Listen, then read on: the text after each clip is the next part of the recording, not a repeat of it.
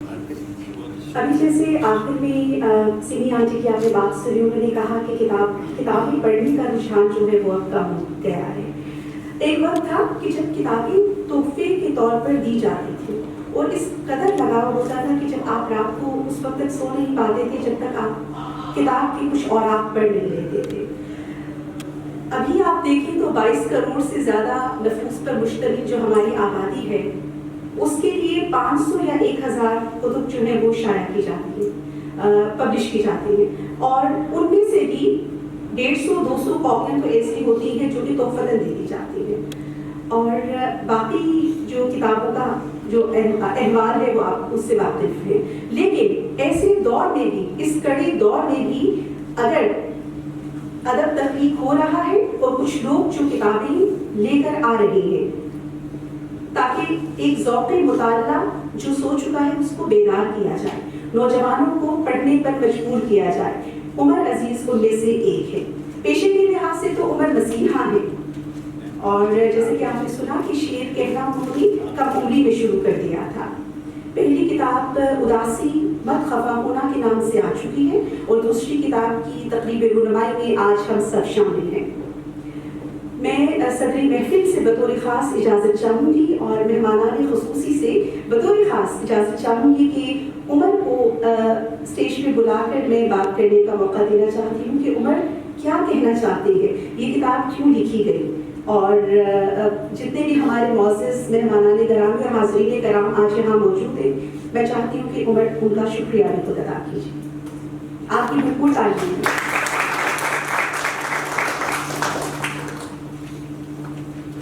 کوئلے اور ہیرے میں کیا فرق؟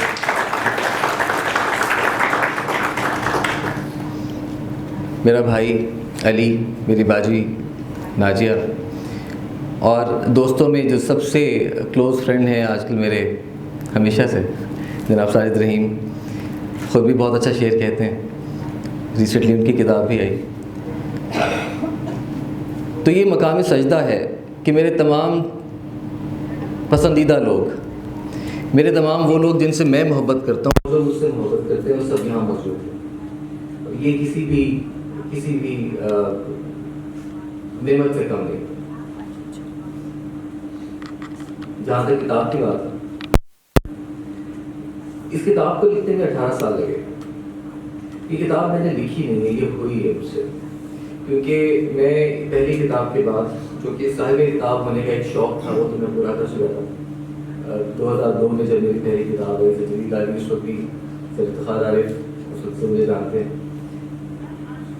شوق تو میں کر چکا تھا پورا، لیکن یہ وہ شاعری ہے، یہ وہ واردات ہے جو جینوئنلی سچائی کے ساتھ، پوری سچائی کے ساتھ مجھ پر گزری ہے، اور میں نے اس کو ان الفاظ کو فیصلہ کیا کہ سامنے لے آیا جا سکے، کیونکہ اپنے الفاظ پہنچانا بھی ذمہ داری ہوتی ہے، اور وہ ذمہ داری میں نبھانا چاہ رہا ہوں۔ جہاں تک نام کا تعلق ہے، نام کے بارے میں بہت بات ہو چکی، اور مجھ سے بہتر بات ہو چکی کہ لکیروں پر نہیں چلتے کا مطلب کیا ہے، اور تمام کہو ہو چکی، اور اس کے یہی مطلب ہے کہ لکیروں پر نہیں چلتے۔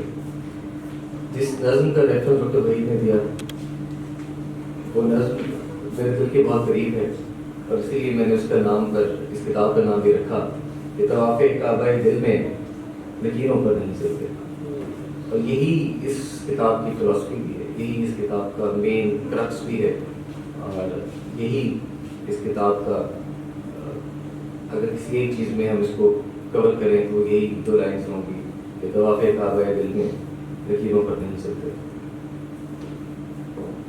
بات یہ ہوئی کہ ڈاکٹر اور سرجن کے ساتھ انسان آہستہ آہستہ اپنے احساسات کھو دیتا ہے، یا وہ کم ہو جاتے ہیں، آپ اس طرح سے فیل نہیں کرتے۔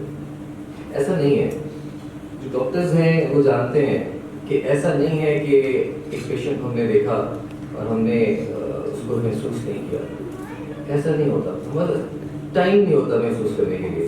اگر ہم محسوس کرنا شروع کرتے ہیں تو ہم کچھ نہ کر سکیں، تو اس لیے کچھ موڈز بنائے ہوئے ہیں۔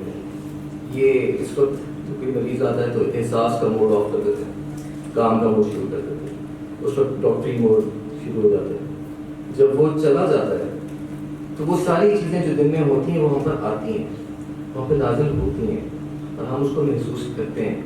اور جو جتنے زیادہ ٹراما سے گزرتا ہے، ٹراما صرف پیشنٹ اس ٹراما سے نہیں گزرتا، ایک مریض اس ٹراما سے نہیں گزرتا، اس حادثے سے وہ ڈاکٹر بھی گزرتا ہے اور اس کو محسوس کرتا ہے. اس کا احساس سب کے سامنے آئے نہ آئے یہ اور بات ہے. اس کا احساس جو ہے وہ دوسروں کے نزدیک شاید بے حسی کی فارم میں ہے، لیکن یہ ریئیکشن ہے، یہ اس کا اپنا ایکشن ہے. تو اسی طرح میری جو اس میں کچھ چیزیں آپ کو نظر آئی ہوں، جیسے نرگس فاطمہ کا بہت ذکر ہوا اور پہلا آدمی کا ذکر ہوا، یہ سب وہ چیزیں جو کہ مجھ پر گزری ہیں، میں نے یہ دیکھی ہیں، ان سے گزر کے ساتھ چیزیں سامنے. زیادہ لمبی بات نہیں کروں گا، ایک دفعہ پھر آپ سب کا شکریہ ادا کروں گا اور اس دعا کے ساتھ کہ آپ سب کا آنا یہاں پر مبارک ہو، اس شکر گزاری کے احساس کے ساتھ کہ آپ سب ان تمام حالات کے باوجود یہاں موجود ہیں، اور اس دعا کے ساتھ کہ خدا غلط کرے خالق بجلی کو اور کچھ ہے نہیں، میری تکلیف خراب کر دی.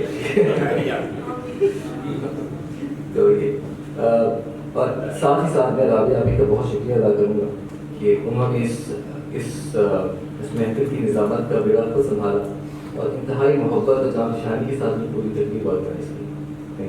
بہت شکریہ، بہت شکریہ سب کا.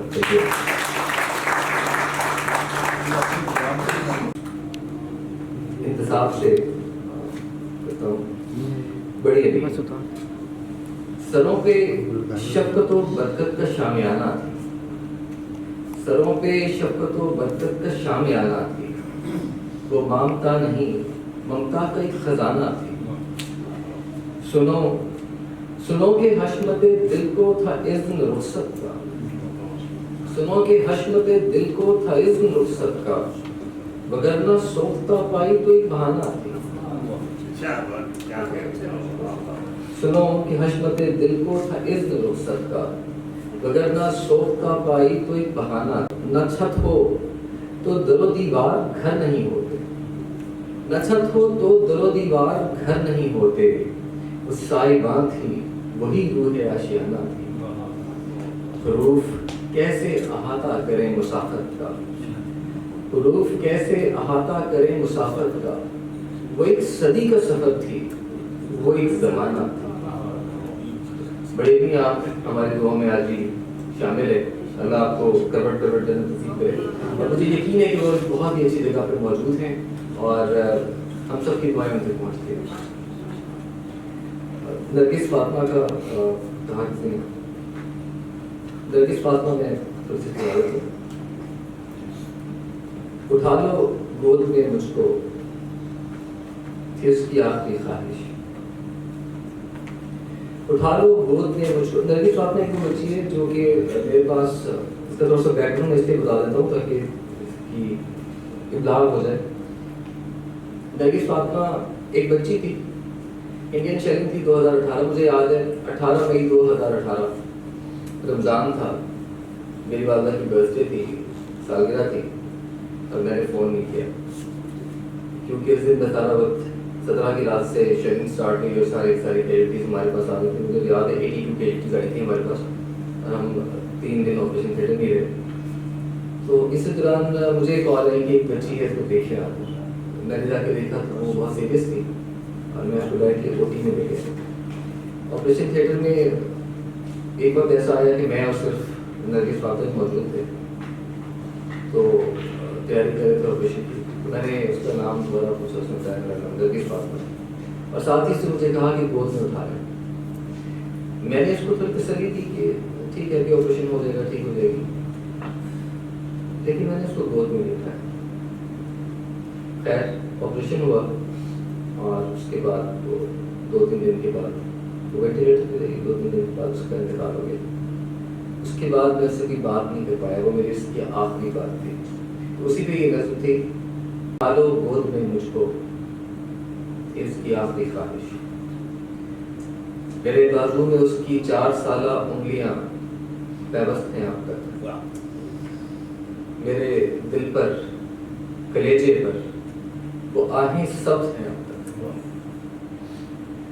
میرے بازو میں اس کی 4 سالہ انگلیاں پیوست ہیں اب تک، میرے دل پر کلیجے پر وہ آہیں سخت ہیں اب تک، ارے تف ہے مسیحائی کے داغوں پر، میری سب ڈگریوں پر، اس لہو لتھڑی ہوئی ایک پھول پیشانی پہ بوسہ دھر نہیں پایا، میں اس کی آخری خواہش پوری کر نہیں پایا، اس کی آخری خواہش پوری